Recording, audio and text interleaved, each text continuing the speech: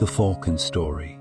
Once upon a time, in a grand kingdom, there lived a wise and powerful king who was renowned for his love of exotic and rare creatures. One day, a gift arrived from a distant land. Two magnificent peregrine falcons, the most beautiful birds the king had ever laid eyes upon. Overjoyed, the king entrusted these precious birds to his head falconer, tasking him to train them to become symbols of the kingdom's grace and power. Weeks turned into months, and one day the head falconer came before the king with a troubled expression. "Your Majesty," he said, bowing low, "one of the falcons has learned to fly beautifully. It soars high above the palace, its majesty unmatched. However, the other falcon, it has not moved from its branch since the day it arrived. No matter what we do, it refuses to take flight." Concerned, the king summoned healers, sorcerers, and wise men from across the kingdom. They examined the falcon and tried every method they knew to make it fly, but the bird stubbornly clung to its perch. The king's frustration grew. He offered a reward to anyone in the court who could solve the problem. Yet still, the falcon remained rooted to the same branch. One morning, as the king gazed out of his palace window, he saw the falcon still sitting motionless. Sighing deeply, he said to himself, "Perhaps the solution lies not in wisdom or magic, but in simplicity."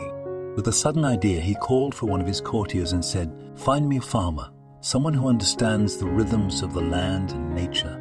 The court obeyed, and by the next morning the farmer arrived. Quietly and humbly, he made his way to the falcon's perch. He observed the bird for a moment, then nodded thoughtfully and went to work.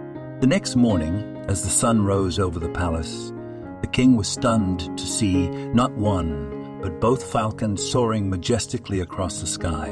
Elated, the king summoned the farmer. When the humble man stood before him, the king asked, "Tell me, how did you achieve what so many others could not? How did you make the falcon fly?"